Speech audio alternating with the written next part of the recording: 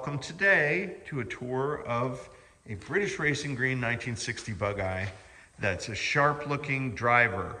Low upfront cost, still a couple issues to potentially address, but a good car, and a car that is perfect for the kind of person that maybe doesn't need to spend top dollar or have the money to spend top dollar, but wants to still get a Bugeye that looks presentable.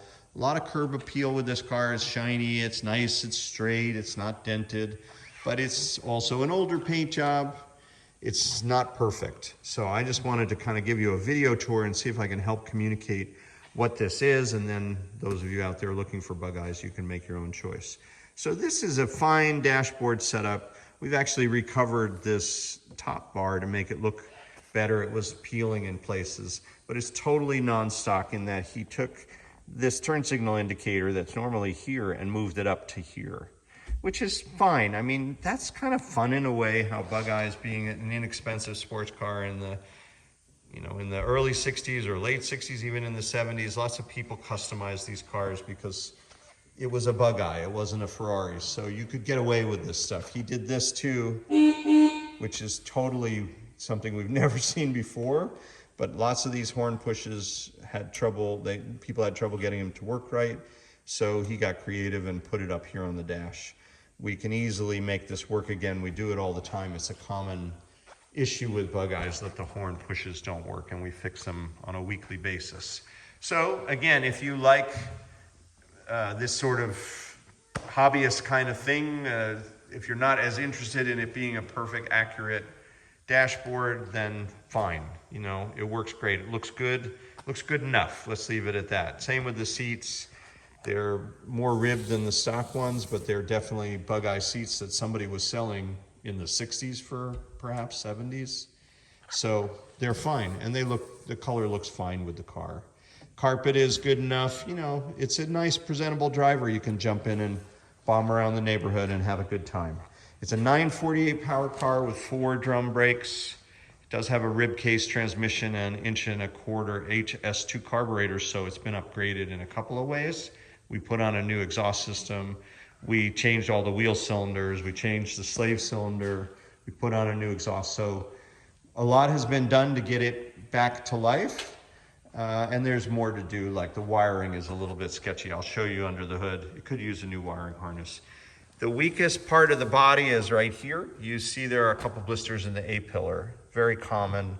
We have cut many of these out. You can keep it kind of tight, and you can also just leave it and live with it, which is exactly what I'd recommend doing with this particular car. Lots of old British cars have blisters popping in various places, some more serious than others. This is a chronic rust spot. Water gets in under here, gets down and through these screws. You tend to get water collecting in here and causing rust.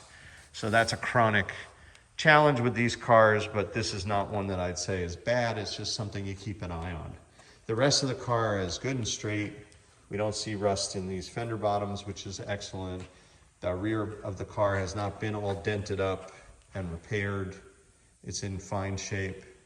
The lines are straight, the beating is good. The car it's a fine driver, kind of your first Bugeye. You just want to get a nice shiny car and bomb around the neighborhood. 948 engine is fine and it's fun. So that's how I would see this Bugeye in terms of it finding a new home. Somebody who's looking for just a perfectly fine, nice driver. This is kind of funky too, what happened here. This is a later car. Only the first 5,000 had these 9-stud windshields. And I can only guess that somebody bought the wrong top for an early car, and they didn't have a way to affix it to the front, so they drilled and put these studs in, which is the wrong way to do it. You should have gotten the right top. But lo and behold, it's too late. That's what we got. So if you've never had a Bugeye, the windshields of this vintage, after the first 5,000 cars, and this is a later car, so it's definitely after the first 5,000. It had a hook. The windshield frame, there's like a metal bar that we sell that goes up in under there, and that held the top on because these snaps tended to have little parachutes in between, and the water could get up underneath. So that was a running production change. Only the first 5,000 cars had this 9-stud windshield frame. So these folks converted this one to a 9-stud frame, presumably because they had an early top that they wanted to use.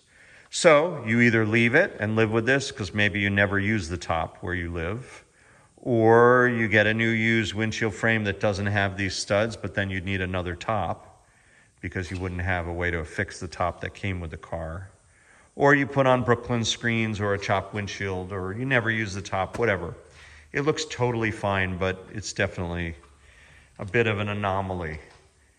And the wheels are nice. The tires are maybe 10 years old, so they're not fresh, but they're okay. And the chrome looks good. The bumper is fine if you like the chrome accent in the front, and I think it looks nice. A lot of people remove the bumpers because they don't really do much, but they do something by adding chrome to the front of the car. And so if you like that look, you leave it, and it coordinates nicely with the luggage rack. So we have cleaned up the brakes and put in new wheel cylinders on this car. And as I mentioned, the wiring is older. I would just rip it all out and put in a new wiring harness. Whoever put all those switches in the dash did the wiring, and I'm not so fond of their wiring style, but we would just tidy that up with a new harness. You could add an aluminum radiator if you're in a hot climate. We need to put in a battery hold down IC, that's missing. The master cylinder is not brand new, but it seems like it also has some life left in it. And these are HS2 1.25" carbs, which are great. You can see the new exhaust pipe there. That's from the manifold. The new downpipe is installed. And there is a snorkel actually that goes on there, but we've removed it for service. That's the air snorkel that collects fresh air here and brings it up to the blower there. So all in all, fine under the hood. There's an extra brace here. I see they welded on the front of these frame horns just above my toe. No big deal, that's fine. It doesn't hurt anything, just not original. And we put in new lever shocks all around, as well as new dog bones in the back, just to sort of address the most pressing service needs and to get the car running and driving nicely again. So if you're interested in adopting this Bugeye, we'd be delighted to talk with you, so feel free to call us at Bugeye. Guys, thank you for your interest and passion in kind of seeing these cars kept alive. That's what we do here, and we love the fact that there are a lot of you out there that feel the same way as we do. And thank you for watching today at Bugeye, guys.